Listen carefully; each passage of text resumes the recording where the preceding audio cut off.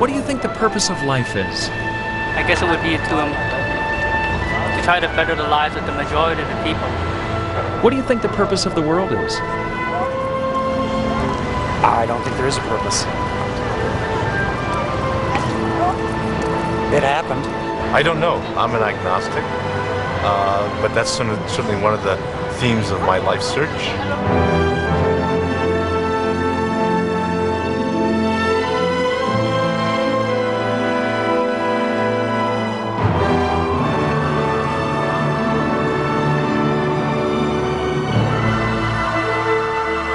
Since the dawn of history, man has sought to understand his world. The advance of human know-how throughout the centuries has helped us uncover an ever more amazing world.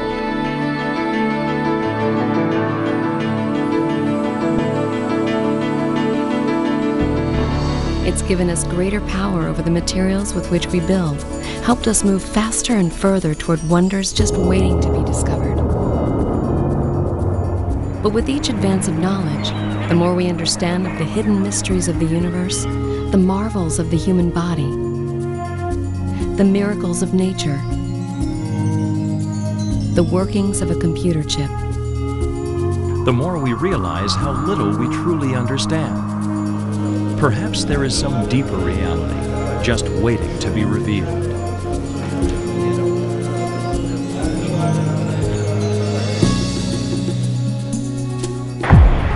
In the past 200 years, mankind has discovered, invented, and produced more than in the entire span of recorded history.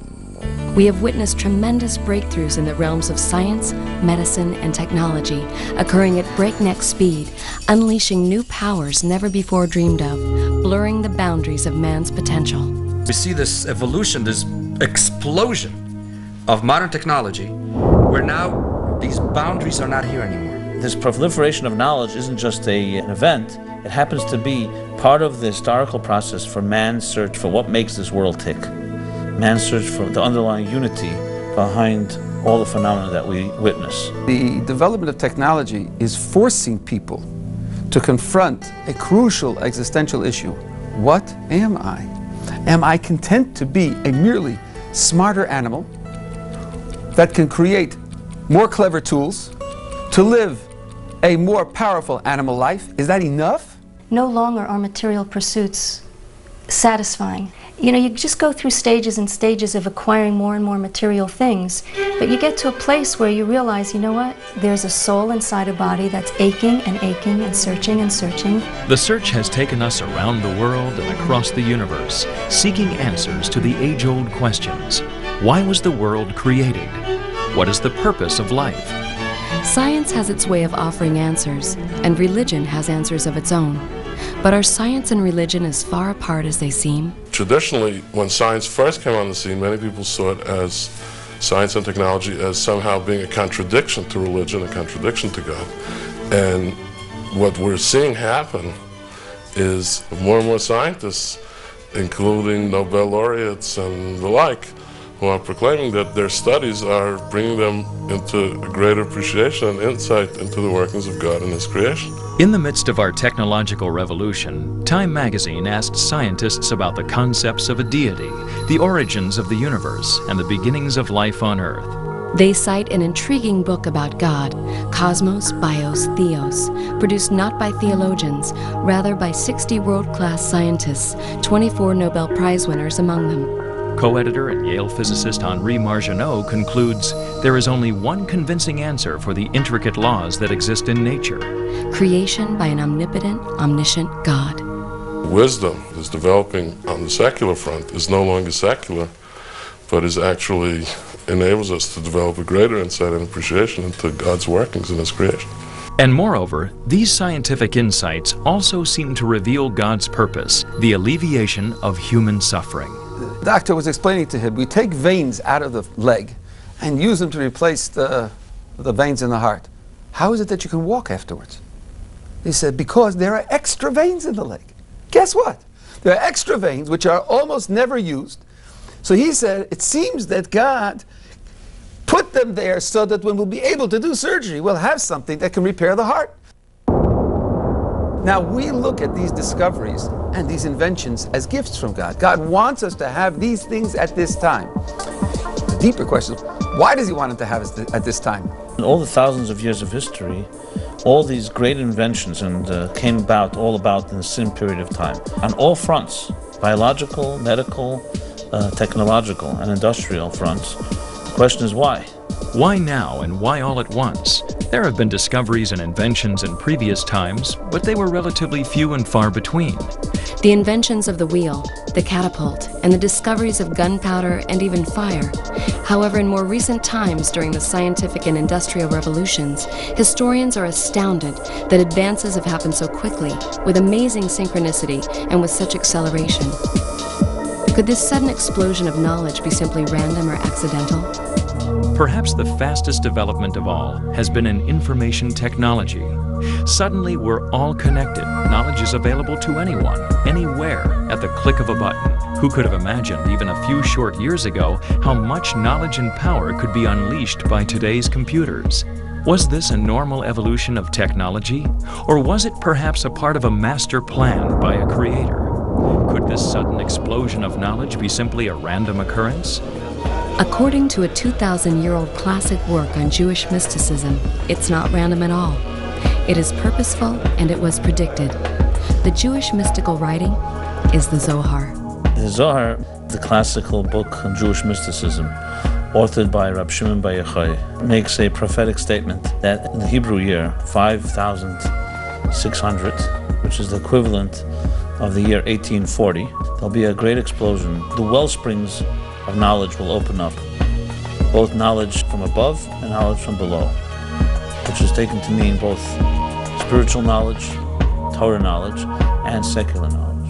And the reason for this proliferation is because it's a prelude and a preparation for the messianic times, when the world will be filled with divine knowledge as the waters cover the sea. A prophet said this 2,000 years ago when all these things didn't exist. Obviously, there must be something behind it. And the answer is, in order for God, which is spiritual, and the world, which is material, to blend together, the only way was going to be through a breakthrough of nature. At the same time as this breakthrough of nature was occurring in science and technology, a parallel breakthrough was taking place in terms of spiritual awareness. Led by the Baal Shem Tov and his disciples in settlements throughout Eastern Europe, the mystical revolution of Hasidic philosophy explained how the world and God are a unity, that God is everything and everything is God. All of technology and science is understanding unity, trying to understand the underlying forces behind nature. From a Torah point of view, that's discovering the united God. Life, reality, is not just your body and the material world around you. This is a tip of the iceberg that exposes a godly reality that's higher than what we perceive with our eyes and with our ears. So you say God is everything, you're basically saying that God encompasses all reality. When you say everything is God, you're essentially saying that the universe, the way we see it, is not just what we see, but it's an extension and a manifestation of divine energy. When we speak about God creating the world, it's not only about a matter of God being the source of the creation. God is actually the material of the creation. God is actually the very fiber, the very reality of the world is godly. And as we probe deeper and deeper into what's really underlying creation, it's all really from one source. That energy and mass are the same thing. We're finding that all matter is made from the same vibrations of energy. When we look at an atom and we see that from a few tiny particles, an entire city could be wiped out. We've seen an immense amount of energy hidden, locked away in a tiny amount of matter, whether it be a human being or an animal or a plant, even a grain of sand, has an immense, powerful, godly energy that is creating it something from nothing every single second. Infinite power concealed within every grain of sand. In fact, the mystical teachings tell us that everything in creation contains not just godly power, but godly purpose. From grains of sand we derive silicon, and from silicon we fashion microprocessors that empower the information age. Powerful technology with a purpose. The purpose? To communicate and process knowledge. Not just any knowledge, the knowledge of God. Communications, for instance, today, whether it's television, radio, or the internet, you can reach people in a split second over thousands of miles. And you can literally inspire someone sitting quietly in their own privacy of their basement. You can reach to a heart. As the Zohar clearly predicted, this is all a preparation and the beginning of a world that will be completely consumed with the ultimate knowledge, which is divine knowledge, godly knowledge.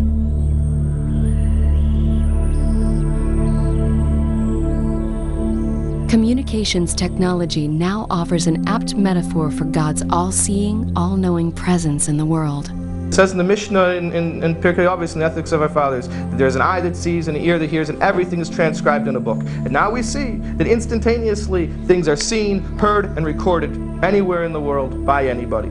The knowledge can disseminate. There's no physical barrier. There's no place where the knowledge can't reach now. We know when we send a radio wave, it doesn't just go where people have radios. It's going where people don't have radios. In fact, a radio wave goes out into space forever and ever and ever, and if you want to go catch it and you have a nice big enough radio, you'll pick that up too.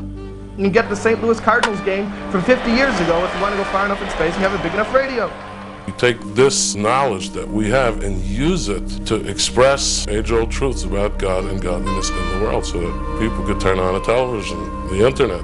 People could use all of these existing technologies and use them as means to deepen their connection to God. Do you think there's a God? I don't know.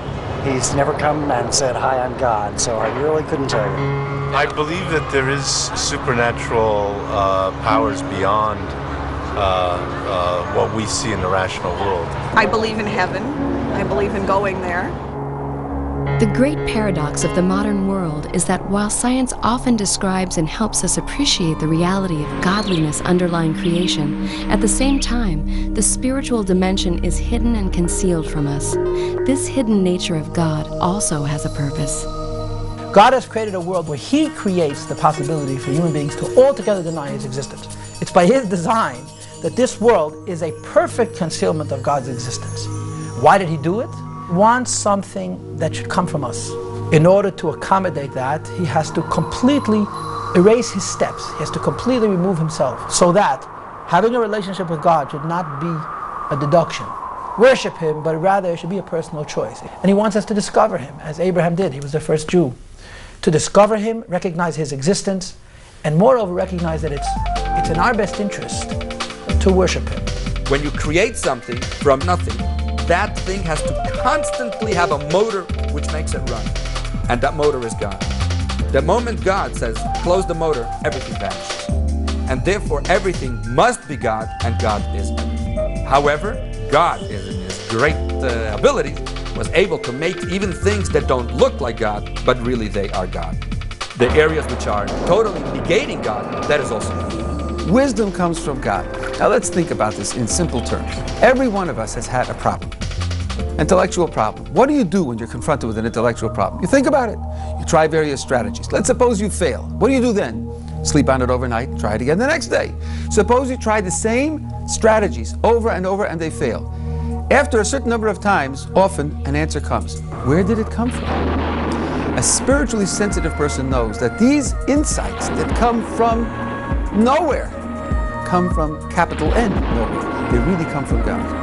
The spiritual dimension here is to feel yourself in touch with God, to feel the gift that God is giving to you. It's a challenge to see God in the physical world. It's a challenge to see God in the history of man.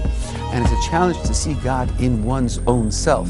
God's gift of free will offers mankind a choice. We can try to see His presence in the world, or we can choose to ignore it. By the same token, we can look at our modern technological advances as gifts from God, or we can fail to appreciate their godly purpose. We can even turn God's gifts against ourselves. We have the capacity for the first time in history to destroy ourselves. Then that forces the question, who am I? What are we? What are we going to do with this capacity? We're not playing anymore. Free will is the most profound gift that God has given man, because free will is one of the great dichotomies of existence. In His infinity, God has created an impossibility, a logical impossibility. We are totally governed by Him, and we're free. We're independent of Him. According to the same mystical writings that predicted the explosion of material and spiritual knowledge, we can use our free will and technological capabilities to spread the word of God, perfect the world, and bring on the Messianic age. Maimonides cites it very clearly. He says, there will be a time where there will be no war and no famine. There'll be no jealousy and no hate, because the world will be fulfilled with the pursuit of knowledge, divine knowledge. So materialism will no longer be an end in itself as it is today, people just making money in order to make money. It will be a means to a higher end, to serve God. If we are living in a world of unprecedented unity and a world filled with divine knowledge, is there any reason why war, sickness, and human suffering exist in a world that an omnipotent, omniscient God has created?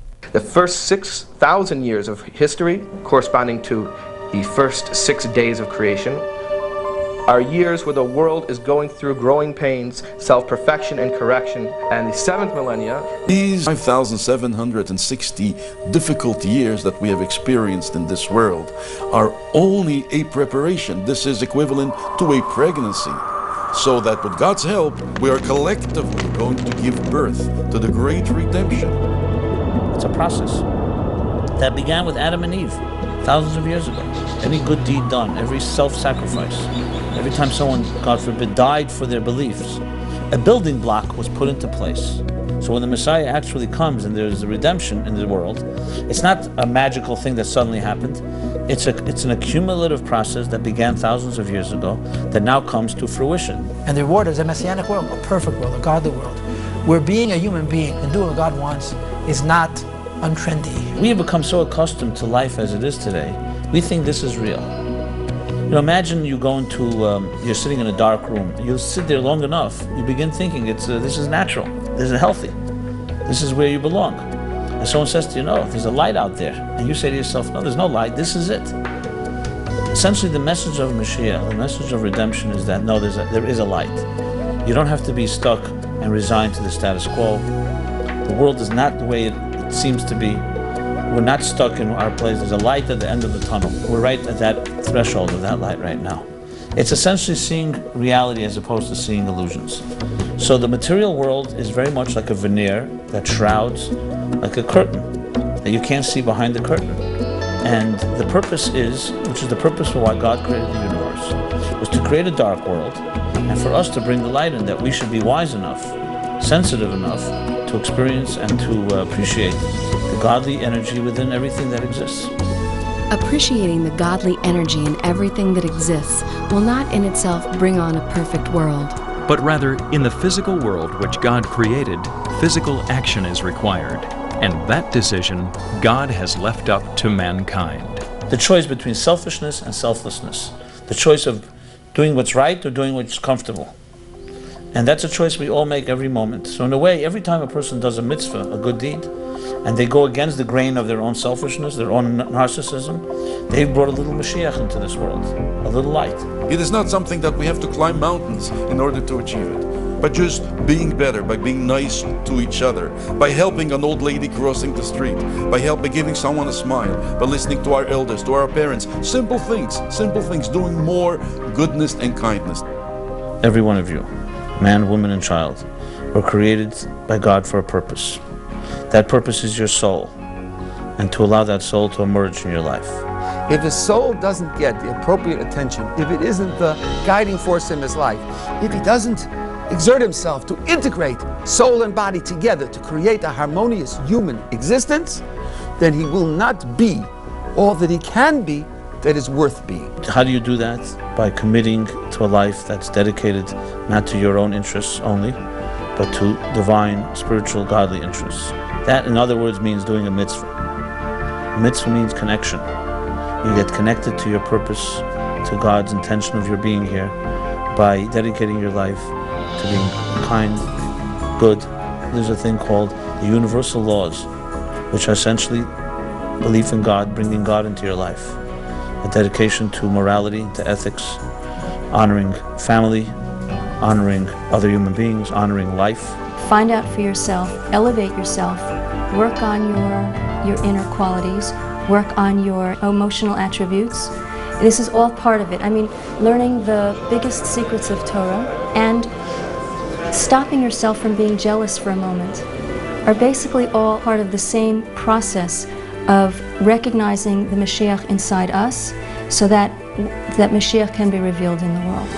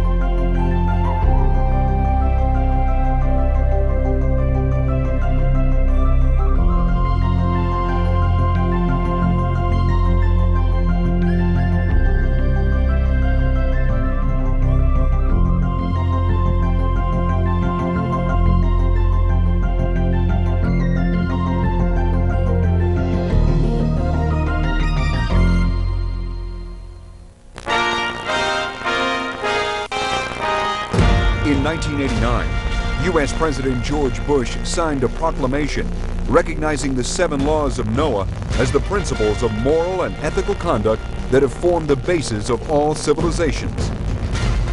In 1991, a joint resolution of Congress, U.S. Public Law 10214, stated that the 7 Noahide laws have been the bedrock of society from the dawn of civilization. The following presentation outlines the 7 Noahide laws and describes their connection to world unity.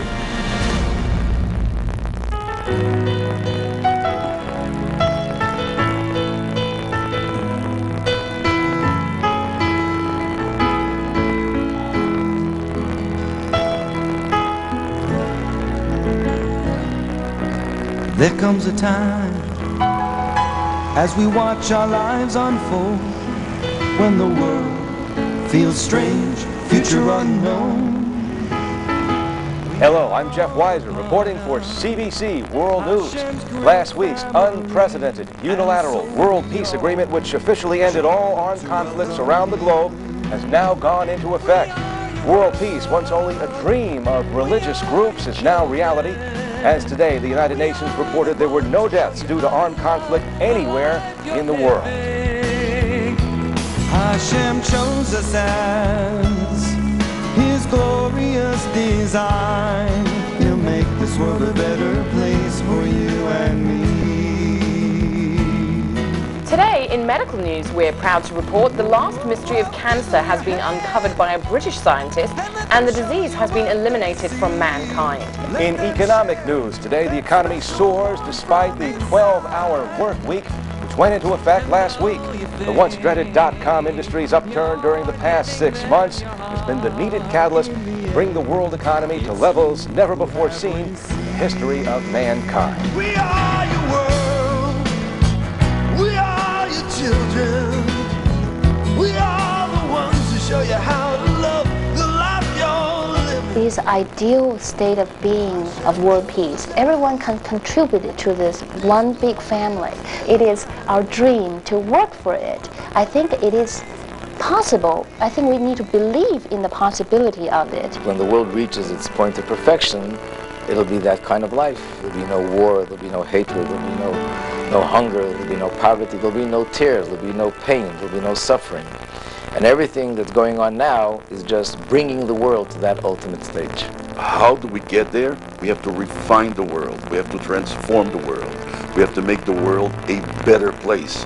How do you make the world a better place? You need to have a system. The oldest and most universal divine system in place is called the Noahide laws. Noahide because they originate from Noah, who was a survivor after a flood that came as a result of a corrupt world. So in a sense, Noah becomes the man, the father of civilization, and sets into motion laws by which civilization should never destroy itself again. The rainbow is the covenant in which God states that He will not destroy mankind, and it's a covenant between Him and the world. And this shows that God is directly involved with His creatures and that He wishes them to exist. When He gave these laws to Noah, He said, this is for you and for your sons and for the generations to come. So basically what we're living in now is you're basically disobeying what God wanted. So ultimately, if we do keep those 7 commandments we were given, we would actually do what God actually wanted us to do in the beginning.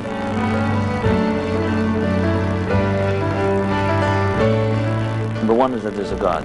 There's an eye that sees, there's an ear that hears. There's a higher presence in our lives. We're not alone. This world has a purpose to it. And that purpose is to make this world a dwelling place for God.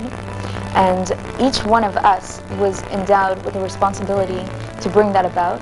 And every single one of us has a role in that grand divine plan. The belief in God is the belief that the world has a manager. It has managing principles that are beyond my wishes and my desires. To some extent, there can be nothing more hopeful than that. I believe that the world is a world of chaos and a world of violence. It's a very depressive world. I was born in China, a culture that doesn't encourage religion, so I wasn't grow up with the concept of God. However, I do believe in some kind of spiritual being that is overseeing our individual life, giving us direction, if only we can listen to it. Number 2 is respect for the divine. You shouldn't blasphemize God's name. What it really means is, many people can believe in God, but the God is somewhere up in heaven. It doesn't affect how you speak. It doesn't affect how you behave. So essentially, this is about applying it to the way you communicate. At the table, in your home, even when you're nervous, even when you're aggravated, God's presence is with you, and you always maintain that type of respect. It includes also the obligation to pray to God, to communicate with God, to ask of God things, and God listens, as our Torah teaches us, and to develop a relationship with God, a personal relationship with God. The person cannot be overpowered by an immature idea of God where he vents his anger and frustration against the creator of the universe.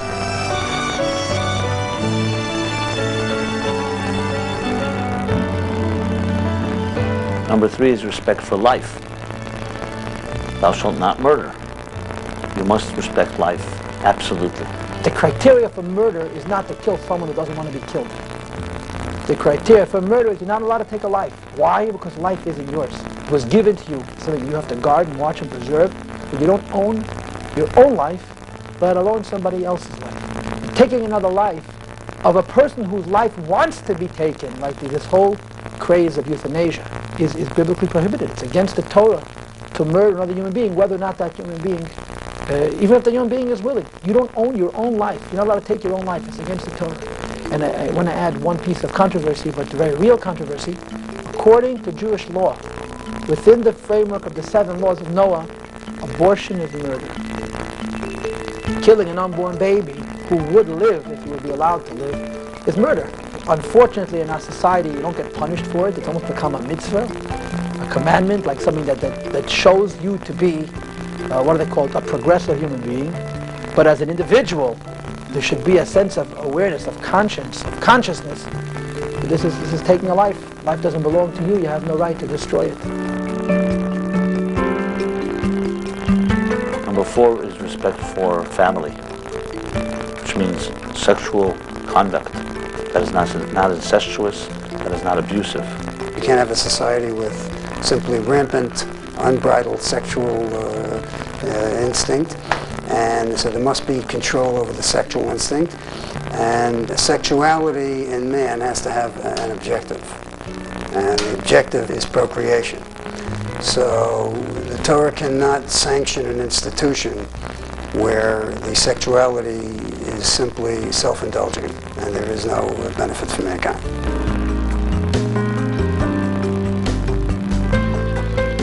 Number 5 is respect for property. Thou shalt not steal. So not just respect for someone's life, it's also respect for other people's property. If I believe that there is a force that unites both of us, then just as I want something, I have to consider that you want something. Just as I own something, then you own something. And just as I want what is good for me, I must want what is good for you. This is the principle of Hillel. What is hateful unto you, don't do unto your brother. Even if that person will never know you stole from them. And even if that person wouldn't care that you stole from them. You're not allowed to steal. It's wrong. It's against God's principle. Number 6 is to set up a system of law and order, a justice system, of courts, so there's accountability, and people have a certain responsibility to themselves and to society. That entails both people who teach law, shoftim, judges, and people who enforce law, where right and justice is upheld, and where evil and wrong is punished. But included within that, there is a whole broad kaleidoscope of particulars that have to do with upstanding morality, like charity, like visiting the sick, like burying the dead, like worrying about the less fortunate and the destitute. And a very significant one, compromise. Don't drive everything to its miserable end. The idea that people should be able to forgive another person.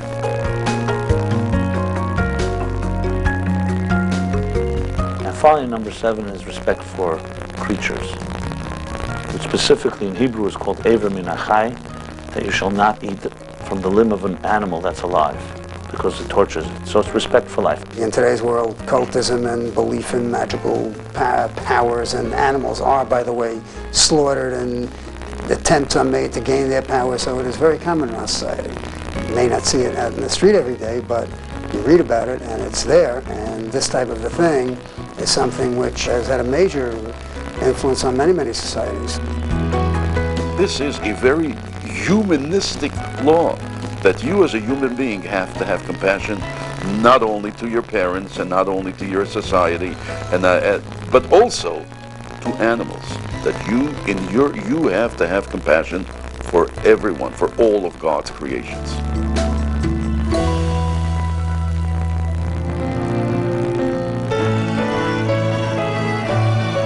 The whole purpose of these laws is to make someone, is to reveal the spirituality within each person, and that anyone can relate to, because that's the whole concept of a human being. A human being has that soul within him. You have a soul. It's a beautiful soul. Why don't you live up to it? And here's how you can live up to it. Here are the guidelines. There are guidelines. There's a blueprint for life. It's called the Universal Blueprint. But we're discussing the Noahide laws. So it's a guidebook how to live the best you can live. And the dream is, my house, says the prophet, will be called house of prayer for all nations. God will be one and his name will be one. It means that all the peoples of the world are going to be united into the great humanity, and united humanity which God intended from the beginning. There comes a time as we watch our lives unfold, when the world feels strange, future unknown. Hello, I'm Joanne Chung reporting live from Beijing. We are very honored to announce the new World Peace Alliances signed last week in New York City has been unanimously accepted by our officials in China. We are your world, we are your children, we are the ones who show you how to love the life you're living. HaShem chose us as his glorious design. He'll make this world a better place for you and me. We are your world. We are your world. We are your children. We are your children. We are the ones who show you how to love the life you're living. HaShem